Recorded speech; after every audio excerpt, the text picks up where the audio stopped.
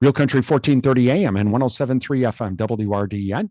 I'm Brian Winnekins. This is the WRDN Morning Farm Report, and joining us this morning, Rob Larew. He is president of the National Farmers Union, and we're going to talk about Farmers Union and 11 other agriculture groups getting on board with the AM for Every Vehicle Act and some of the other things going on in D.C. And thank you to Wisconsin Farmers Union for being sponsoring our newsmaker segments, along with the Wisconsin Corn Growers Association, Wisconsin Soybean Marketing Board, Synergy Co-op, Osteoplastics, Compeer Financial, Animal Wellness Center of Buffalo Valley, and Silo and Elsivia Co-op. And Rob, thank you for joining us. Well, first, I just want to say on behalf of myself and a whole host of other AM radio station owners, especially in the rural areas, thank you so much for getting on board with this letter to Congress.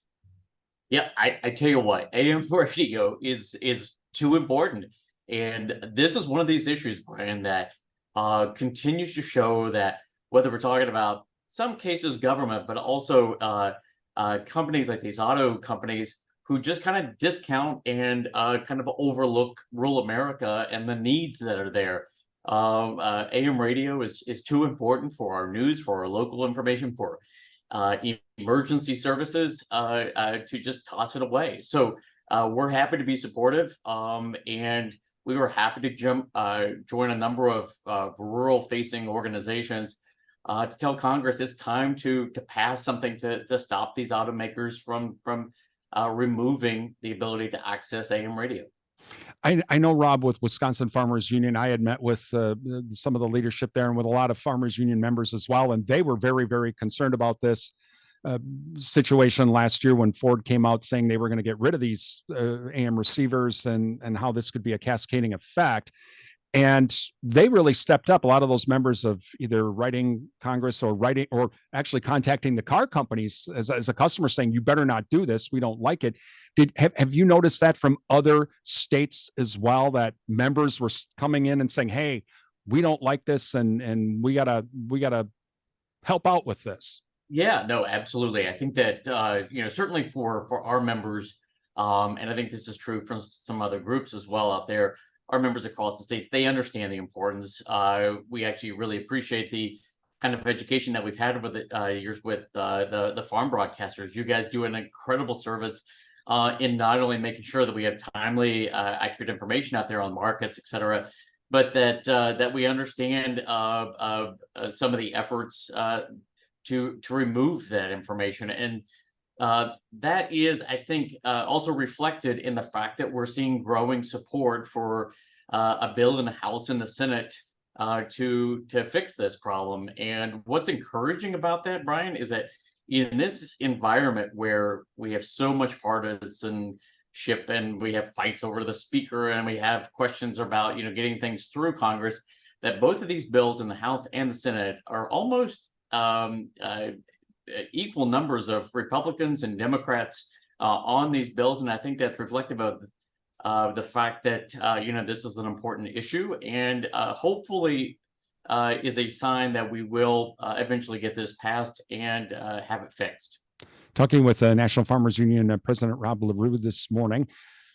Rob, should members continue to reach out to not only their congressional leaders, but even the car companies to continue to tell them you've got to keep these receivers in your vehicles? And also, while the bill doesn't address this, but have a quality receiver, because that's also a concern, at least a concern of mine, that, yeah, okay, there's a requirement, but the car companies put in such a terrible receiver, it doesn't, you can't listen to it anyway. So is that something that the NFU is encouraging its members to say, look, you got to keep working on this, even though we have growing support and all of that, we're not even halfway there yet. Yeah, we can never kind of assume that things are going to continue on this path, right? We have to keep the drumbeat up, because certainly we have a number of companies right now that are removing those receivers already currently. So we have this gap already happening.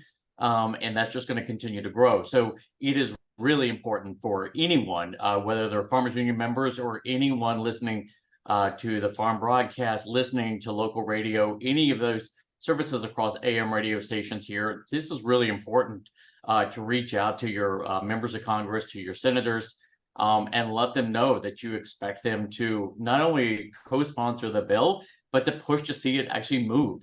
I think timing of this is probably going to be something that we have to keep a close eye on. But the more members that we can have sign on, and the more members we have in Congress saying to their leadership that this is important and we need to get this passed, is hopefully going to make the difference.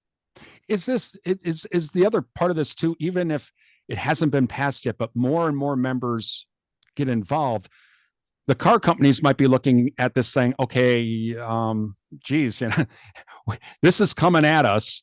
So maybe we should just, for lack of a better phrase, we'll put up the white flag. You win, we understand, and we're not going to do this. And actually come out publicly and saying, we're not going to do this, not just for this model year or next model year. We're not going to do this, period. Absolutely. We need to make sure that they understand that this is not the trend that's going to happen. We can talk about the fact that rural America gets overlooked in so many different places. And this is one where we really have to tell the car companies as they make those future models and so forth, that AM radio will remain really an essential part of much of the country, but certainly in those rural spaces, and hopefully incentivize them to not do this. That said, I think it's always good to get a bill passed. We don't want to have to make the government fix the problems, but if the car companies aren't willing to do it, we'll have that fallback. Talking with National Farmers Union President Rob Larew this morning. Well, we'll stay in Washington. When we talked on Friday morning on the 20th, we were in there was a speaker vote, and at least before we started, it looks like it's going to fail again with Congressman Jordan.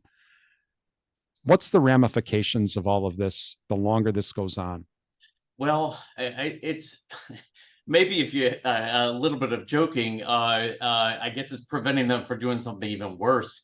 But the fact is that a lot of important work that needs to be done in terms of getting the budget taken care of, funding for a lot of incredible needs out there is not possible as long as there's this gridlock there in the House. I think for farmers who are watching Farm Bill, that clock is continuing to tick. We already have the initial deadline passed. I think there still remains at least a small chance that we could get a Farm Bill done yet this year. But if not, I think we then have to start looking very seriously at a long-term extension because next year is going to be really difficult. It's just the height of irresponsibility, quite frankly, of our legislators to not find a path forward here so that we can get the people's business, our business, actually accomplished. What's the ramifications of a long-term extension of the Farm Bill? Depends. I think if we're talking about a year extension, that's one thing. But if we try to do what they, looked at in the past of, effectively a 5-year Farm Bill, I think that's a real missed opportunity. One thing that we know about this last Farm Bill is that we had no idea what was going to hit us with the pandemic, with trade disruptions, all kinds of things, weather-related challenges. Any farm bill that we have, and that's why this next farm bill that we're currently, hoping to get through sooner rather than later, has to be prepared for what might come. It has to be prepared for that uncertainty. That means we have to have a safety net in place that is going to be able to respond in some of these disruptions. And if we just simply kick the can down the road, that's really a missed chance to do something better, and a problem for farmers and ranchers across the country. Talking with the National Farmers Union President Rob Larew this morning.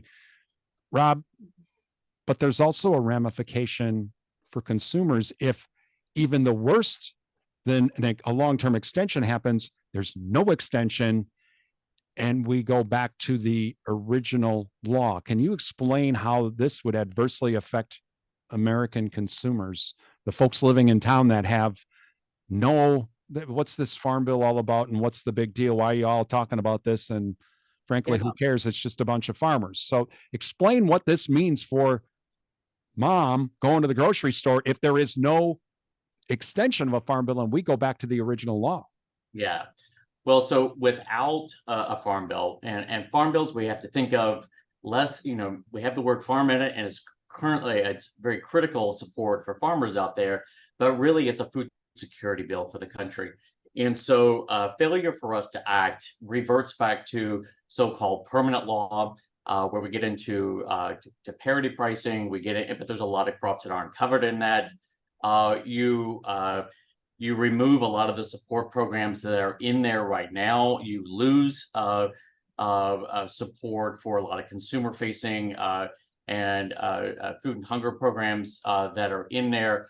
And so to avoid what would be pretty calamitous disruption in food prices, in food availability, in support for farmers out there to get financing to get a next year's crop in the ground, for dairy farmers out there, having this reliable farm bill. We can always argue about the fact that we need stronger support, that we need changes in the farm bill. But if we're talking about no farm bill, that's hugely disruptive. And you mentioned dairy. That if parity pricing goes in dairy, people are going, when mom goes to the grocery store or dad goes to the grocery store, the increase in prices in milk and cheese and butter would make current inflation look tame. Yeah, well, I mean, look, I think that there are lots of ways to support farmers, and Farmers Union actually supports parity pricing in a lot of ways. But the fact is that, to the point that you made, that just kind of flipping a switch and doing this, and it only covers a few commodities out there. It doesn't cover much of kind of modern agriculture right now. This is going to be so disruptive to consumers and those prices in the marketplace, but also to farmers themselves, because those existing tools that we're used to that help us and that we hope to make a little stronger, they go away. That is Rob Larew, president of the National Farmers Union. You're listening to the WRDN Morning Farm Report.